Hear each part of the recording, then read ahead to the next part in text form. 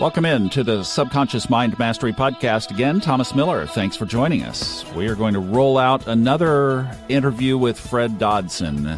This is the one that I think in the 8 years that I've been affiliated with Fred, I've been looking forward to the most. We're talking about a book called The Levels of Heaven and Hell. Now, many of you, like me, and you know my story from listening to this podcast, that I grew up in a belief system that mandated if you did not receive Jesus Christ as your Savior and Lord during this lifetime, that you were going to go to a hell of eternal damnation. Eternal, as in forever. Fred is going to specifically address that in this podcast. But the book, which is now available, of course, on audiobook, is called The Levels of Heaven and Hell, and in this, Fred explores the concept of hell as both a physical and spiritual place, and the concept of heaven as the same, but from a composite perspective of all of the belief systems around the world. And I'm not just talking about the major five. I'm talking about how tribes in South America view heaven and hell, because, aren't they people too, and don't they count?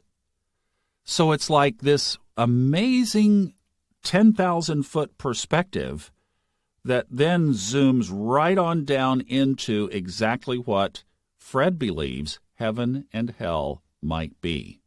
So if you grew up under a specific belief system, and I know there are many represented in this podcast audience, that mandated some kind of fundamental belief about what happens after we die, I hope that this will give you much greater insight from this book and the audiobook and this interview. So, Fred, welcome back. Thank you, Thomas. So you've written a book about heaven and hell, the levels of heaven and hell. And in the book, you said that this is the fourth in the series of the Levels of Energy books. There's book one, which, of course, established that basically all of our emotions are on a scale, a numerical scale, and that we can measure that. Like if I'm mad, that's a lower level of energy. Angry, if I'm jealous. If I'm joyful and peaceful and loving, that's a higher level, 500s. How does this correlate to heaven and hell? Well, if everything is in levels and frequencies and vibrations, it follows that there's even lower and even higher. And traditionally, we've called that heaven and hell. The purpose of the book was to show that this concept of heaven and hell, or lower and lower and lower, higher, higher, higher, is present in all cultures and all traditions around the world. It's not just limited to one place or one religion. Why did you write a book on these two places in our afterlife? Because it's really interesting. To me, it's interesting. I'm fascinated by different realms, other worlds. I'm fascinated by reconciling all the different traditions there are and teachings there are. I meant to reconcile many different viewpoints about the world, about reality. And I've also experienced some of these things, and I meant to write the book so that I could have an understanding of what and where I was when I experienced these things. You know, you make certain experiences out of body or in lucid dreams or even in reality, and you want to contextualize that. The mind wants to put it into some kind of category, because when you can put it into some kind of category, you feel relief. You're like, aha, so this belongs to that kind of realm, and this realm has been talked about in Persia and in ancient Rome and in ancient Egypt, and the ancient Polynesians talked about this realm too. So that's good. So it is familiar. I'm not the only one. I'm not going crazy. That's the realm they're talking about. So one thing I discovered while researching it was that they all talk about these levels of hell and levels of heaven, not just heaven and hell as a duality. And that's why the book is called Levels of Heaven and Hell, which is like an expansion of the levels of energy. So I got the 3 levels of energy books, and they go from 1 to 1,000. Now imagine these books going from minus 10,000 to plus 10,000. That's incredible. Because when you take the single heaven and single hell concept, what has happened is that has imprisoned a lot of people over the centuries, hasn't it? From the standpoint of... Yeah. Right? From the standpoint of, if you don't do what we say, we were talking about authoritarianism in our last podcast. If you don't do what we say, you're going to go to hell forever. Yep. That's one of the concepts I address in the book, this idea of hell forever, which is an insane concept. We could say an authoritarian concept, but it's more than authoritarian. It's sadistic. It's insane. It's psychopath, You're going to go to hell forever because you did something wrong. Even if you innocently did it wrong, some say you're going to go to hell forever. We're going to torture you forever. How insane is that? And that's been used as a tool of social control over the centuries, and it's insane, and it's not what loving, conscious, free people like. That's for sure. And yet it has become such a powerful tool, and a lot of people have died at the sword because of that belief. Yes. There's a section in the book called The Corruption of Religion.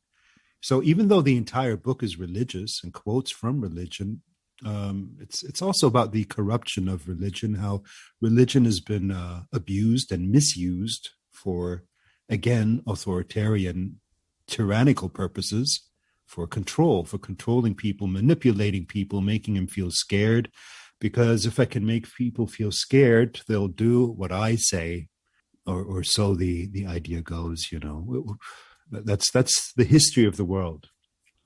People making others scared in order to control them.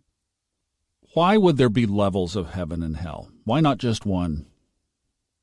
Because the universe is a much bigger place than we think. It's more fun and more fascinating.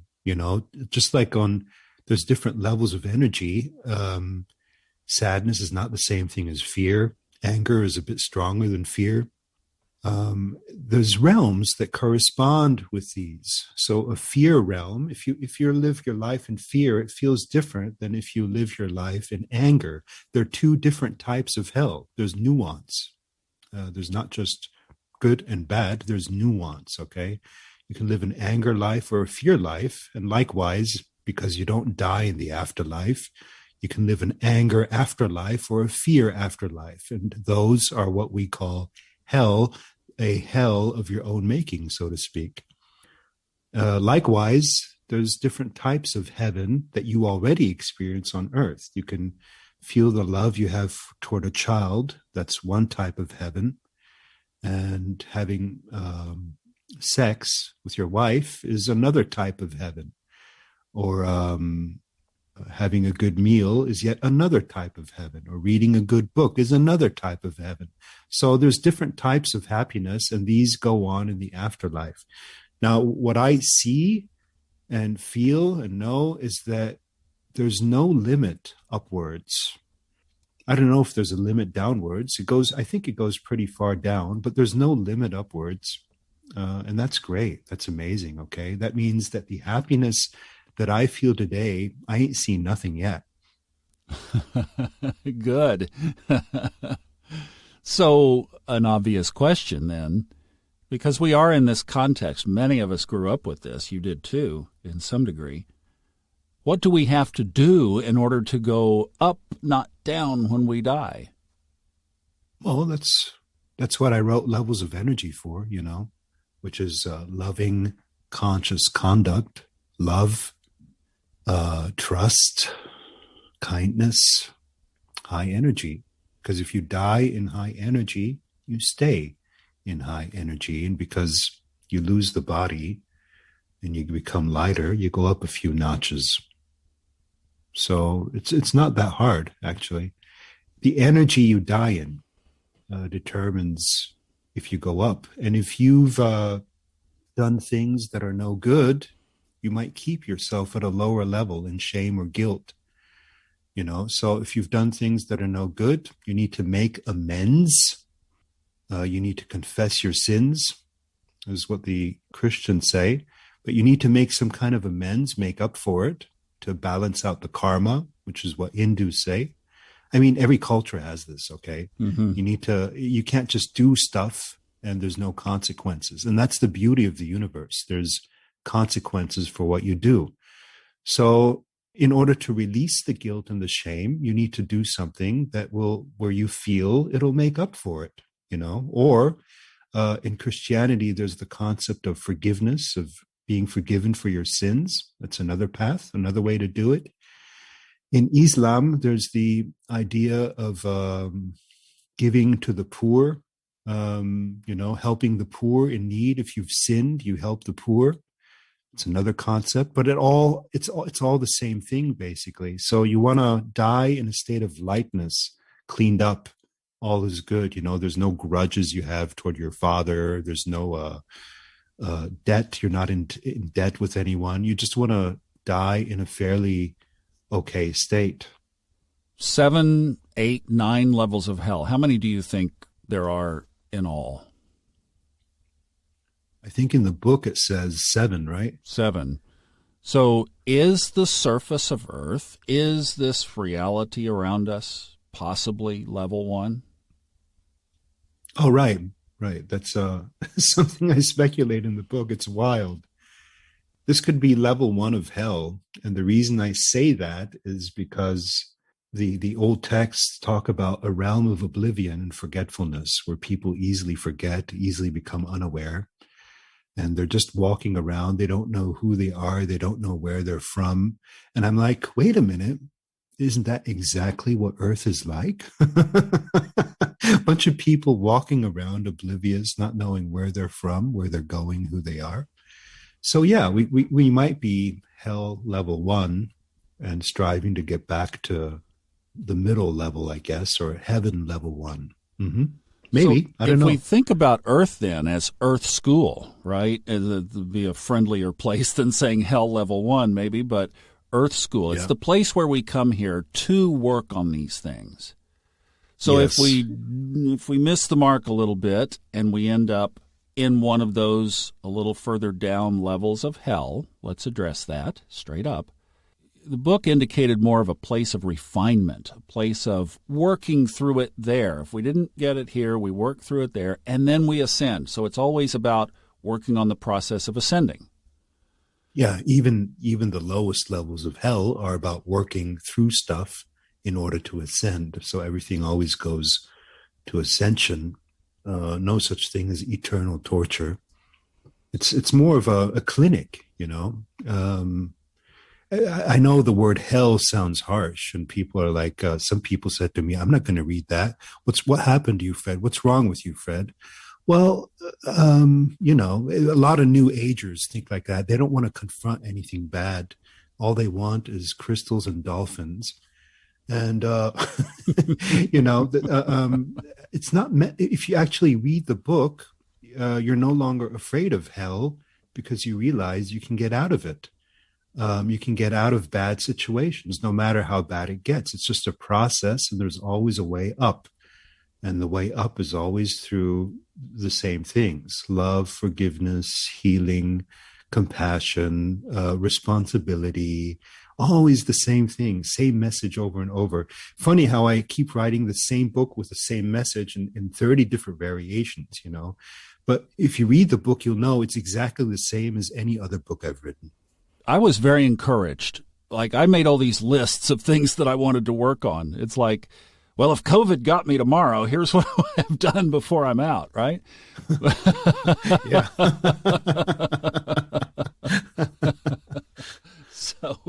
So it was very motivating for that.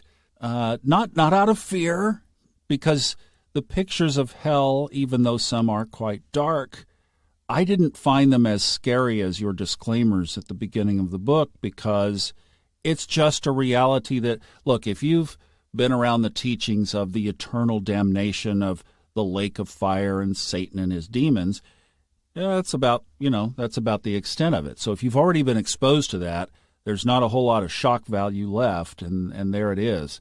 And we're Oh, not. and we've also seen all of this in horror films, right? Sure. So we're desensitized to it, really. And to be honest, horror films are very, very successful, and people are secretly fascinated by it. You know, they're into it. They're like, "Wow, really? No, wow."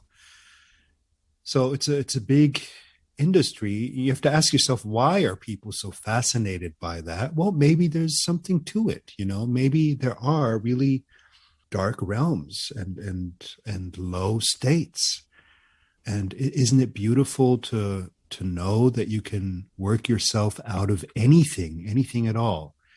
That's what self empowerment, or what feeling self empowered really is about. What having the feeling that you're equipped for anything at all could happen. You're equipped to handle it and get out of it. Isn't that what it's about? Yeah, absolutely. And from our heart, it seems like it's what's in our heart and the actions that flow from that. Mm-hmm. Okay, so let's take a global perspective on this. So what are there, 7.5 billion people on the planet right now or so? Let's say that everybody instantly lights out. Would most of them wake up in heaven, or most of them wake up in hell, do you think? Most of them would wake up in one of these pre-hell realms, not in hell, but pre-hell, in these, oblivion realms, level 1 hell, similar to what we already are, maybe a bit worse. I'd say 60%, and 40% would probably wake up in heaven level 1. Wow. We got a lot of work to do, don't we? That's amazing. Well, yeah, yeah, we do. But even us heaven level 1ers have a lot of work to do, because what's level 1, you know? Mm-hmm. Right.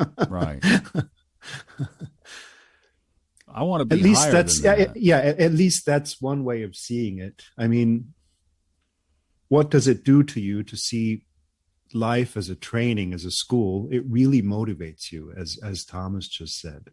So I'm talking to the readers now. That's the benefit of seeing it that way. Okay, you read the book and you see life as a school, as a training, and guess what? When you see it as a training, you're going to get so skilled. Exactly. I would say that's one of the things that shifted for me over the year of the pandemic, is looking at life as this preparation for what's next, and just so much less attachment to down here and a lot more focus on what's beyond. Yeah. So you see the benefit of, there's some benefit to negative experience. Oh, absolutely. In fact, just recently, I've been reframing that. I did a podcast on it not too long ago about, look, it's okay to fail. It's okay to mess up. That's what we came here for. If you're trying to be all perfect and lily white and pure and everything, you're in the wrong place. We came here to muck it up and to roll our sleeves up and get dirty and try to figure it out and work our way through it. And a lot of people get stuck in the muck, but there are ways out. And I think that's, you actually build that into your story and relish the times that were not perfect and that didn't go so well. Absolutely. So where is God and where is Satan? Where? Well, I mean, if you go to level 1 and there are multiple levels of heaven, I'm kind of assuming that God would be a little bit higher than level 1. So when do you go to heaven and meet Jesus, or go to heaven and meet God? Or if you go the other way, at what point are you then in torment by the demons and angels? I know that's kind of a two-part question, but you can take both sides. Well, I couldn't say for sure. I read a lot of stuff, a lot more than I wrote. And one of the things I read is how in Islam, they're like, oh, you can meet Jesus in heaven number 3, and you can meet Moses in heaven number 4. I'm like, How would they know? I don't know. Is that true? I don't know. I have no idea. I think the presence of God is everywhere, in all levels, everywhere, total, absolute. On the one hand, on the other hand, I think if you go up to heaven level 7, at least the different scriptures say that you come face to face with something indescribable, maybe a personified version of God. So there's different versions. There's an absolute one, there's a personified one. It's beyond my mind to understand, Thomas. And probably as it should be. Probably, yeah. Hey, let's treat people to a little sample. What I had in mind, if you're okay with this, is one of the chapters you talk about the fact that in this reality, in this earth and space and sky and below us reality, that we have been influenced by beings and entities and various things that have been controlling us for some time. So why don't we play a little bit of the first part of that chapter, and then we'll come back and talk about it. Okay. All North American natives of various tribes tell tales of the little people as part of their history. They lived in the woods, on sandy hills, in caves, near mountains, and below lakes. It was customary for them to play pranks and create various distractions for people so they can cause mischief. They sang, and then they hide, to giggle, but not show themselves, and to just generally sneak around. Often they asked humans who see them not to tell. The Pryor Mountains of Montana and Wyoming are among the specific locations said to have housed large populations of dwarves. The Crow tribe taught that the little people are their sacred ancestors. Before entering any area, one was to leave an offering for them.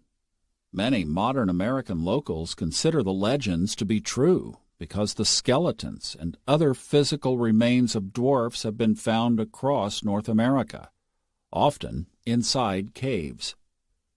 There are tens of thousands of newspaper headlines of such discoveries.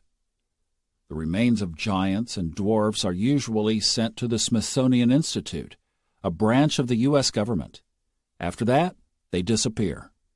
The Smithsonian has a lot to answer for. The Aztecs called them Shanike, small beings who ran around forests and tried to keep hidden from humans.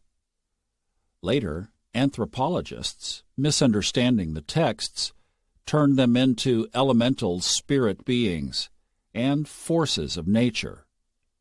But the Aztecs were clear that these are physical people.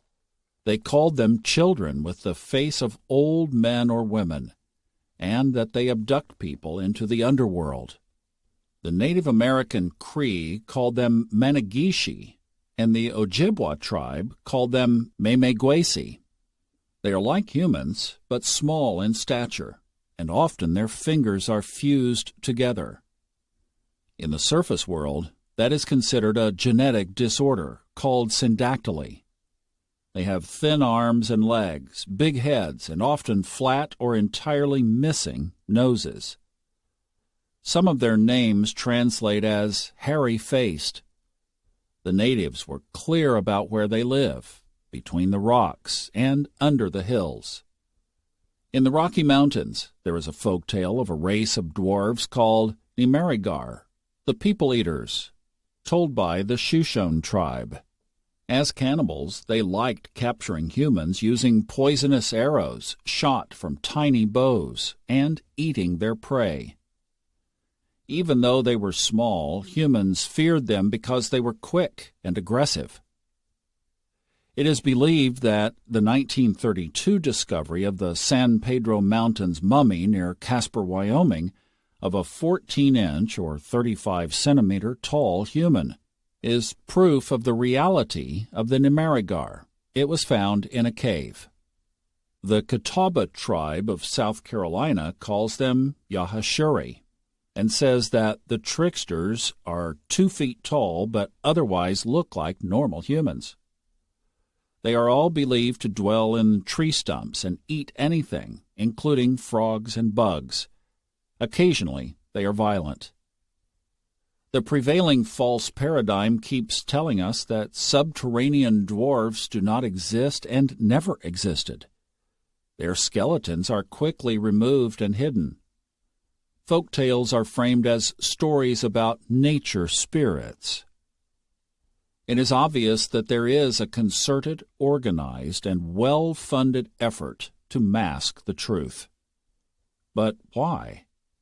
Why do some people go to such enormous length to pretend that nothing strange is happening?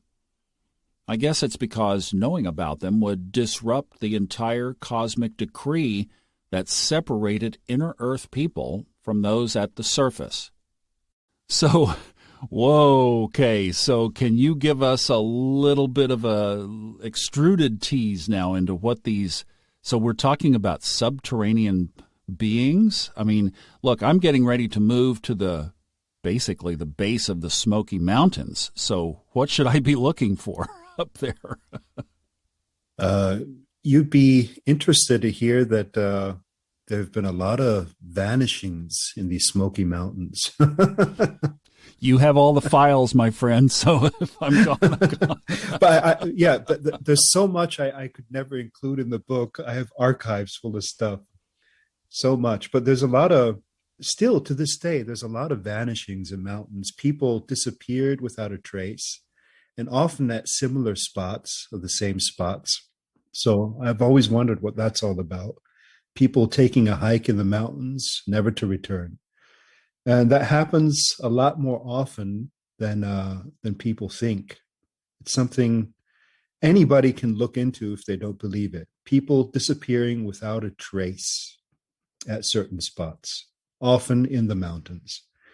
So it might seem or sound strange to listeners and far out, but just a couple hundred years ago, it was not. It was common knowledge. So it sounds strange to a 21st century person, but if I had said the same thing, say, 300 years ago, nobody would find it strange. And that shows you how much times have changed, you know. And people look at me today, what is he smoking? You know, subterranean dwarves? Are you taking LSD, Fred? But no, this used to be common knowledge. All around the world, this used to be common knowledge. Why is it no longer common knowledge? I don't know. Maybe they've died out. Maybe they've closed the caves. I have no idea. If you go north of Atlanta, Georgia, there is the Sasquatch Museum in Cherry Ridge, Georgia. I'm not kidding. There is a Sasquatch Museum, Bigfoot. They know that something else has been crawling around in those woods. Yeah, indeed. So this is, if you look into it, it's nothing unusual. It's just unusual because you haven't looked into it, because you haven't learned about it in school, because you've been propagandized to no longer think about things mentioned by old cultures, old religions, old traditions, all around the world. You know, they all refer to the small people, the dwarves, the little people. And the only places nowadays you still get these stories is with indigenous people, native people. Well, maybe I'll find one up there. If I do, I'll let you know. I'll try to grab a picture. Well, and what kind of influence are they having on our existence? And we're talking subterranean, but also, as Fred points out in the book, they are above as well. So we're talking about extraterrestrial kind of things being an influence as well. So how are they influencing us today? I don't know. I don't want to speculate too much because I can't be sure. Mm-hmm. So I really don't know. But what I can say for sure, and this is important, is that there's a whole realm of information and stuff going on that nobody knows about. And I think that's important. It's important to start questioning things. I think it's important for everybody to start questioning their world and what they are shown, what they are taught, versus what else there is. I've seen so much more. I've talked to people who've seen so much more, and we want answers. I want answers. I don't know if we want answers, but I want answers. That's why I've been looking into all of this stuff. I want to know exactly what you just asked. What is the extent of their influence on Earth? What are they doing? What is happening? I have the same question still, even after all the research. And isn't that a great place to just leave it to say there will be more books? Because the questions and the insights continue to grow. I find it interesting that Fred's work changed a couple of years before COVID to where he was exploring more topics like Atlantis and the Pleiades, and now heaven and hell from a levels of energy perspective. I firmly believe, and I'm not right, but I believe in my heart that the Earth is moving into a different level of consciousness. Isn't it interesting that this person who has been my own mentor, teacher, author, has moved from the things of what is going to be very soon the old reality and has been starting to look at things in the new reality? I would highly encourage you, if you want to peek ahead, listen to some of Fred's more recent works. It will take you in a level of consciousness away from what has been. So don't think this is manifesting stuff. This is where we're going, and it will give you a look at that direction. We will be back with more because there is a book in the oven, so we'll talk about that one when it comes out. Thank you so much for listening. I do hope you enjoyed this. It is a topic that will give you freedom if you have been under the constraints of that kind of belief system. So until we meet again, enjoy the journey. I'm Thomas Miller. Thanks for listening. The opinions on this podcast are those of the host, based on personal experience only, and are not intended as medical or psychological advice. If you are experiencing symptoms that require professional treatment, please contact a licensed medical practitioner.